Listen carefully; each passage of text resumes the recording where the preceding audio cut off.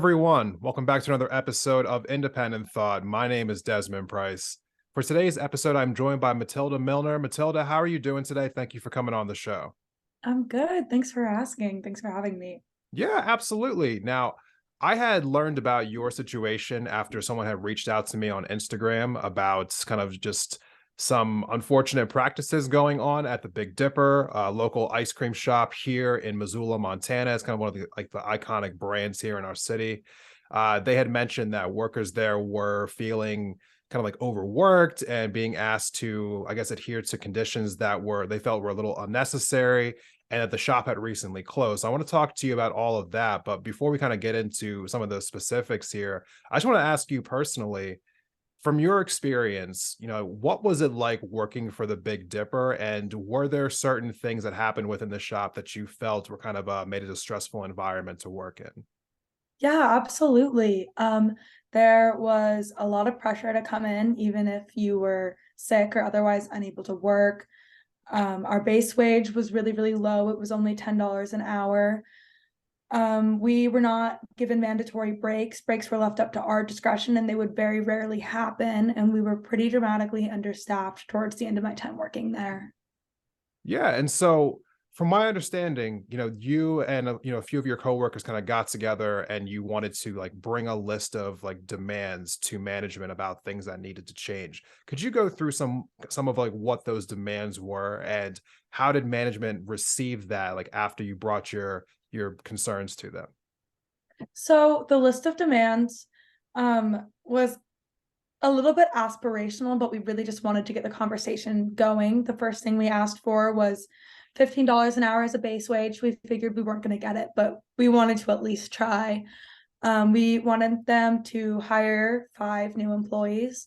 We wanted them to mandate and enforce breaks, and we wanted them to recognize sick days even when someone didn't have COVID-19, which just wasn't always happening. The list of demands was met with a little bit of hostility, I guess. Yeah. Management took it pretty personally. They kind of took it as an insult. And we were given a counter offer of a wage increase that was either $1 or $2 an hour, depending on how long you'd been working there. They told us that they would enforce breaks and they would allow us to take days off when we were sick, but they would not hire 5 new employees. They only hired one. And we were basically told to take it or leave it. It's a little unbelievable for me. I've lived in this city for about 12 years now. And when I moved here in 2010, there were plenty of entry level jobs here in this city that offered $10 an hour, local grocery stores, so on and so forth. So the fact that we're sitting in 2022, where the housing prices have almost tripled, if not tripled in some areas, and that there are certain businesses, especially one like the Big Dipper, who are still paying the same wages that they were probably paying a decade ago. It seems a little unreasonable to me. But let me go a little bit further here. You eventually were able to sit down with the president of the company, Brian Hickey. That's his name, correct? Correct. Yeah. Now, could you just detail for us what exactly that meeting was like, and what some of the conversations were like as far as listening to your concerns about the company? Yeah. Well, first of all, several of my coworkers were also called in to speak with him and our manager, but we were called in to speak one-on-one, which I found very curious. I didn't necessarily feel like I had a lot of power and authority in that situation where it's just me and my big scary bosses. Um, I left that conversation feeling as though maybe there wouldn't be a job for me at Big Dipper in the future. There was sort of this implicit threat, I guess, that maybe the hours I'm available to work wouldn't be hours that they would be needing someone to work anymore. I also left with the impression that I was a quote low value employee, or that there was low value employees that worked at Big Dipper who were undeserving of higher wages. I also felt as though, how do I say this? I felt as though I felt as though my input wasn't valuable or well received or that maybe my employers would have preferred never to have had to have this conversation at all, and certainly to not have to have it again. What led up to you feeling that way? There were several comments. Um, yeah, the president of the company, Brian, laid out examples of what he believed a low value employee to be and implied that I was that. He Yeah. showed me a list of the hours I was available and said, these shifts don't exist in the winter. Um, and by the end of the conversation, I was hearing things like, that's just the way it's going to be. That's the decision the owner made. I'm sorry, we don't have any more room for a conversation about this. Right. So in your mind, do you feel as though he was trying to like implicitly tell you that you, in fact, were this low value employee that he was otherwise referring to? Yes, I do. Right. And how did that make you feel? Did you want to continue to work there after hearing something like that? No, I didn't, which is really sad because I felt as though I put a lot of effort into trying to make Big Dipper a place that was equitable and was what my coworkers and I deserved. But I kind of got the sense that maybe if I didn't leave soon, I might not have a job there for much longer. Right. And as you were working there, like what were some of the things that were happening with with the other employees, with your other coworkers? Were they being asked to like work long hours that they didn't want to? Were people like coming in when they were sick? Like, what were some of the other things that were going on in the workshop? There was a night where one of my coworkers was there alone for most of the day, from I think about 11 a.m. to 4:30. And then the next person who came in was sick and had tried to call off work, but wasn't able to. And then the next person who came in after him was also sick. And the shop stayed open until 10 or 10:30 that night with two sick employees. I'd been there alone for hours, and customers had said things to me like, I can't believe you're here alone. I wish I could come behind the counter and help you scoop. One day I almost passed out at work because I hadn't been able to find time to take a break my entire shift because I'd been there alone for hours. Right. And so this was pretty commonplace as long as you worked there for? Yeah, it really picked up in about September though, when some of the employees went back to school for the new school year. Right. And so my first, I guess, like yeah, besides, having people reach out to me and talk to me about this story, I also heard about this, as through like a press release that was released through the Missoulian. And I definitely want to ask you about that as well. But before we do that, we're going to take a quick break. And when we come back, we're going to have more with our guest, Matilda. Please stay tuned.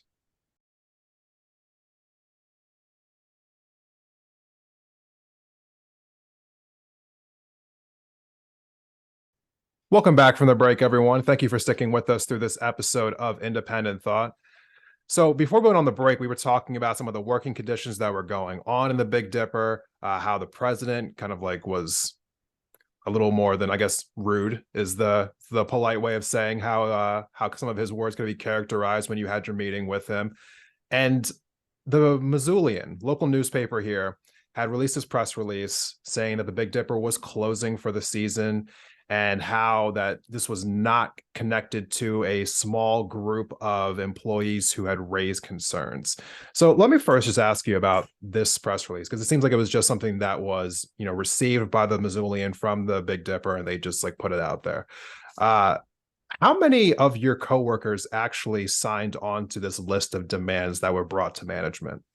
I think it was 15 out of a staff of about 25, I'd say.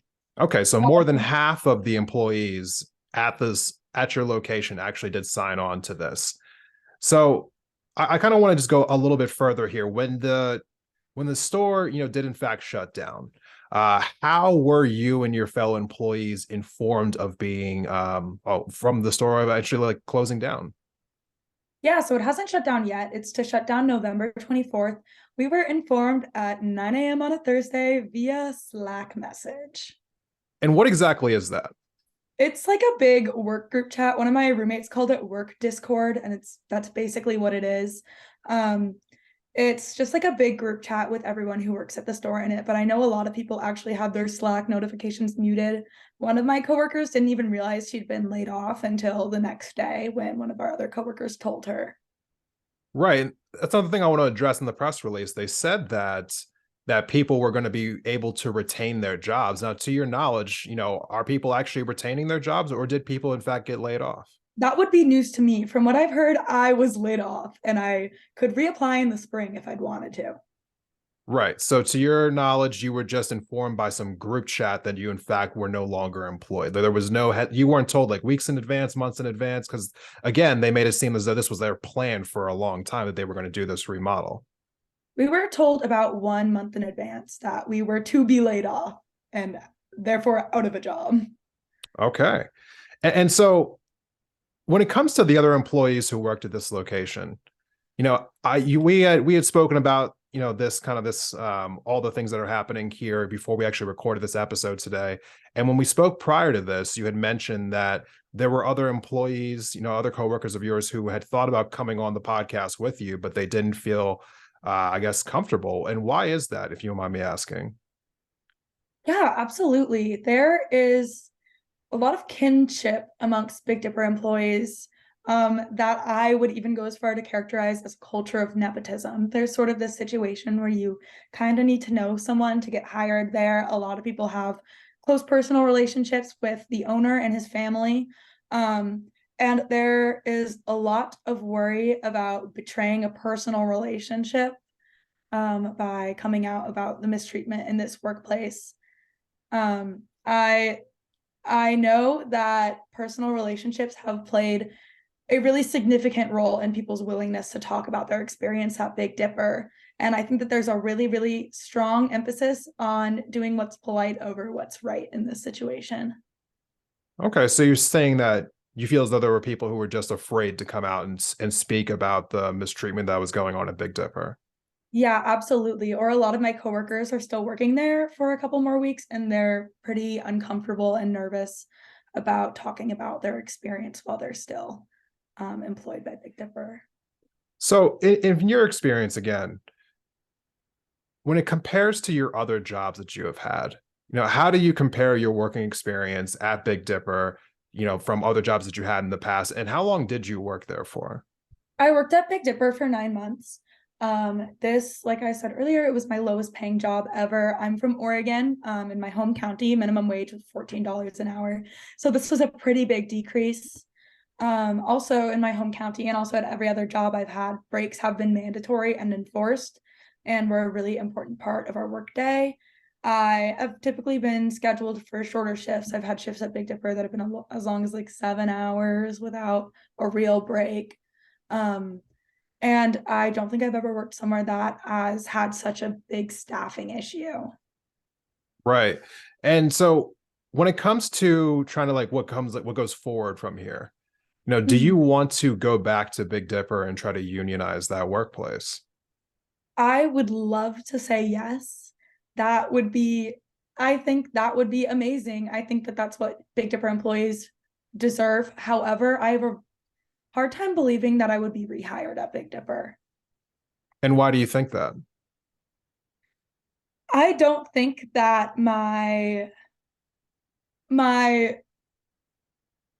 decision to try and organize my workplace was very well received by management. They seemed pretty discontent with my political leanings or my ideas about what I deserve as a food service worker. And I just have a feeling that in the future they would be more interested in hiring employees who are more obedient. Okay.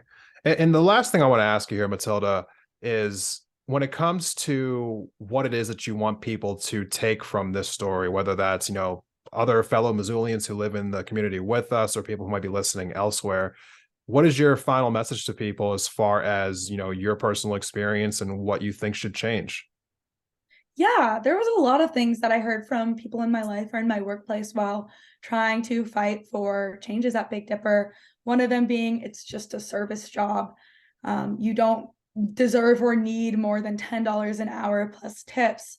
Um, to which I would say this is a service economy, there's a really, really large part of the economic sector that is service jobs, and they are vital to our economy. And service jobs are hard and they are degrading often and they're labor intensive, and service workers deserve better.